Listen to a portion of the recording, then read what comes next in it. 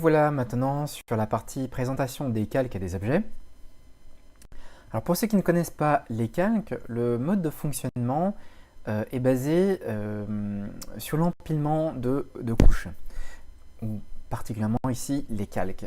Ce nom calque vient en fait de l'époque où les gens dessinaient encore avec le crayon et pour pouvoir dessiner en fonction des différents dessins qui ont été déjà dessinés précédemment, comme par exemple pour les dessins animés, et créer donc le mouvement dynamique et les mouvements on va dire, des personnages, on était obligé de superposer des calques les uns sur les autres et pour pouvoir s'appuyer sur ce qui a déjà été dessiné auparavant. Et donc le nom est resté, mais le raisonnement est le même. C'est-à-dire qu'on peut empiler différentes couches les unes sur les autres et travailler séparément sur les différents calques. Alors je vais vous montrer ça de suite. Alors nous voilà donc sur Inkscape. Je vais rester encore sur des formes assez simples. Prenons par exemple ici donc un rectangle. Et je vais en faire plusieurs. Je vais faire un deuxième. Par exemple, non, celui-là il est bleu, ok. Je vais faire un deuxième. Hop. Que je vais faire par exemple en rose. Voilà. Donc là, j'ai deux rectangles. Ces deux rectangles, hop, dans la barre d'état, on voit que ces deux rectangles ont été dessinés dans le calque. Et si on veut... donc ils ont été tous les deux faits dans un seul calque, mais si on veut rajouter un calque pour les prochains dessins ou les prochaines formes qu'on va faire. Donc là, vous allez ici et vous cliquez sur cette icône où on voit trois feuilles, on va dire, dessinées en 3D, en perspective. Et vous avez le menu calque qui s'ouvre ici à droite. Donc on voit le nom calque 1 par défaut qui est généré dès la création de votre document. Si je crée un nouveau calque, il y a ici l'icône plus, par défaut donc calque 2, ok, qui s'est glissé au niveau supérieur, parce que effectivement, c'est ce que je vais vous montrer, c'est qu'on peut travailler sur l'ordre des calques. Donc là, si je veux dessiner sur le calque 2, je le sélectionne, ou ici, je le sélectionne ici, et je vais faire cette fois-ci des cercles ou des ellipses.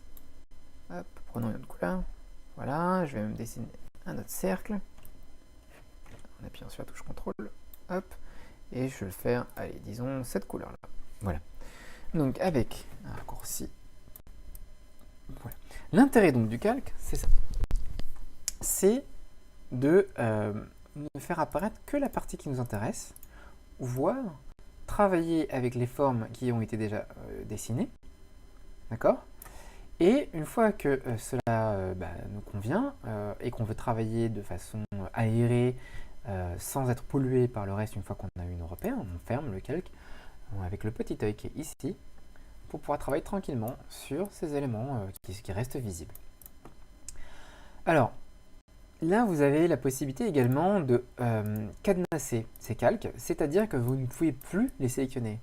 Donc, vous considérez que ce travail est achevé et vous passez à une autre partie, ou que vous considérez que ce calque est juste un calque de repère.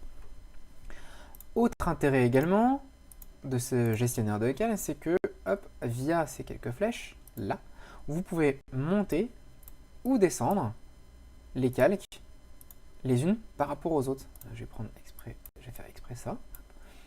Et vous voyez, hop, on peut les descendre, monter. Alors, vous avez d'autres possibilités ici. Là, pour ceux qui connaissent un peu le travail de photos, comme Photoshop ou GIMP ou autre, on a bien évidemment les calques, on a également le fondu. Donc là, on parle plutôt de traitement de l'image, hein, et l'opacité. Je vous laisserai également tester, hein, juste pour vous montrer c'est comment ce dessin se superpose avec les autres. Donc là, en mode normal, ça peut être le produit de plusieurs couleurs. Voilà, superposition. Voilà. Je vous laisserai tester tout ça.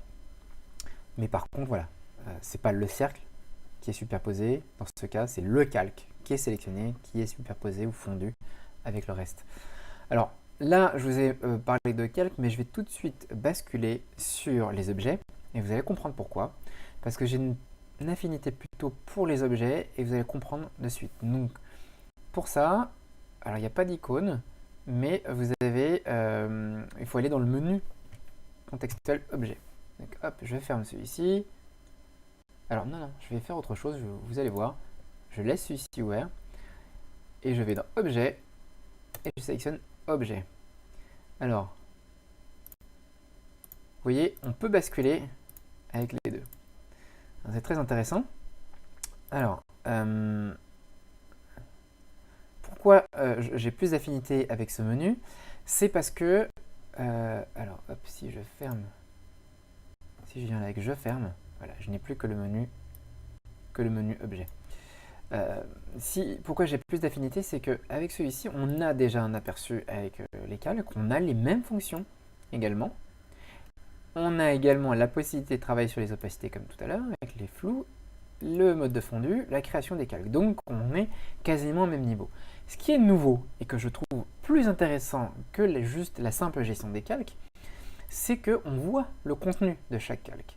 Donc si je prends le calque 1 ici, qui sont les deux rectangles, on a des noms qui sont donnés par défaut. Pensez, quand vous travaillez, vous de votre côté, de mettre des vrais noms. Vous avez vu ce que j'ai fait, j'ai juste double-cliqué. Donc je mets rectangle, on va dire que c'est par exemple la base de mon dessin. Je renomme également un autre, disons rectangle bleu. Je suis en manque d'aspiration. Également, cela est possible pour le calque. Il y a calque de rectangle, par exemple. Voilà, et là, on va dire calque de cercle. Voilà. Donc, ce qui est très intéressant, c'est que vous voyez en fait le contenu. Et vous pouvez également, regardez, bien sûr, hop, pardon, mauvaise manipulation de ma part.